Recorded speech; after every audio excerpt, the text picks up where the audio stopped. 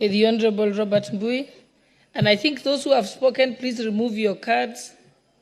I think Honorable Member for Malava, you've already spoken. Honorable Atandi, you've spoken. Pull out your cards. Thank you, Madam Speaker. Madam Speaker, there's a technical hitch I've had. That's why the systems are not removing their names.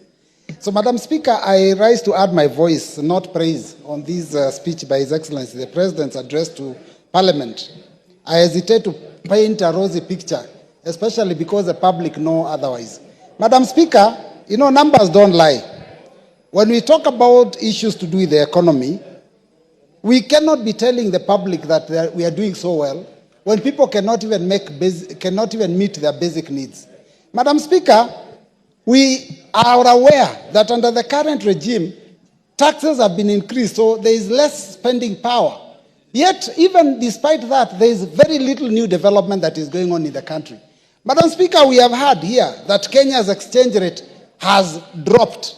Madam Speaker, when this regime came into power, the Kenyan shilling was 123 exchanging to the dollar. Now it is 129. How is that a drop? When this regime came into power, they pushed it all the way up to 160. Now when they sort out the mess they created, now it becomes a drop. It is not a drop because we must compare this regime and the previous regime. Madam Speaker, we are being told that inflation is at a low of 2.7%. It is a simple calculation that you need to understand. Inflation is a price of goods and services. When people have no money to spend, then you cannot raise the prices because the prices are set by the laws of demand and supply. So if there's no money to spend, there is no demand. Therefore, prices cannot go up. So inflation obviously has to improve. So, Madam Speaker, on the issue of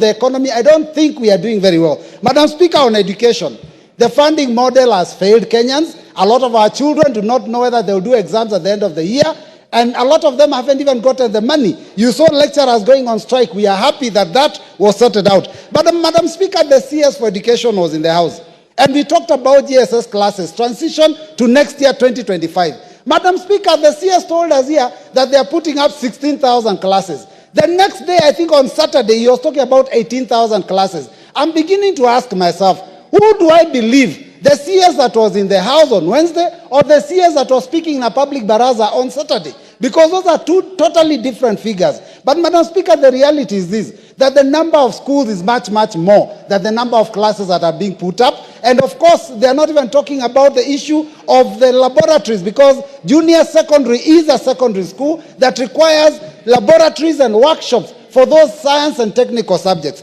Madam Speaker, on the issue of housing, His Excellency the President told us there are very many houses that are now ready for Kenyans to purchase. And I ask myself, Madam Speaker, these houses are built on public land. These houses are built using our taxpayers' money. Why is the government selling these houses? Why can't you ballot and give those people that are lucky to get these houses? Because we have already, it's like you have built a road on taxpayers' money. You cannot pull a toll and start charging us. So it's the same thing. I think when it comes to issue of housing, the houses have been built. Let them be balloted and be given to Kenyans, because you cannot sell me something that you have built with my money. If it is my money and you've built it, it becomes mine. Madam Speaker, on the values and principles of good governance that the President was to deal with, the first one on Article 10(2)(a) is the issue of democracy and the rule of law.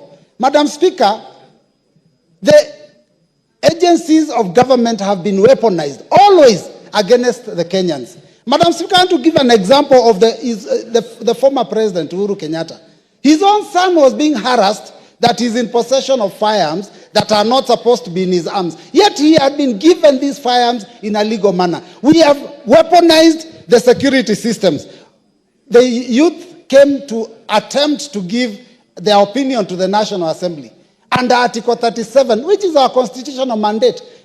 The young man that was shot outside Parliament is a person from my constituency. Madam Speaker, tens of young people, the future of this country has been killed using government bullets. How is that supposed to be a good state of the nation, Madam Speaker? So I want to say on the issue of the rule of law, this regime has failed. On the matter of participation of the people,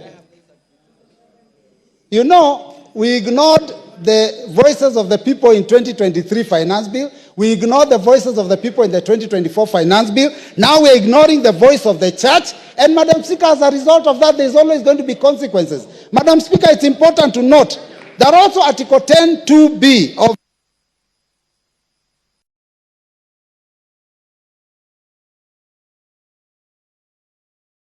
how come other people are getting...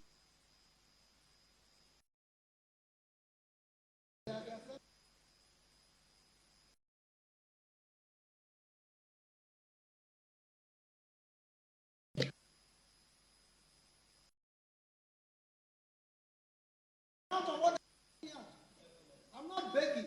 Other people are being given, every single speaker before me was given an opportunity to finish their sentence, except me. If you don't want me in the house, tell me.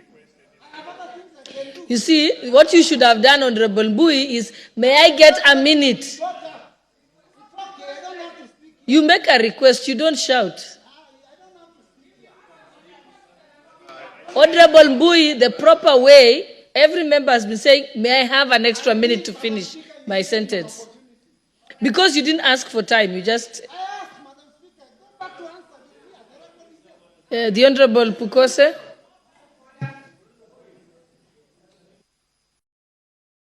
Thank you, Madam Speaker, for allowing me to contribute to the State of the Nation address by His Excellency. Honorable Speaker, just to respond to some of the allegations made by my colleague, Honorable Mbui,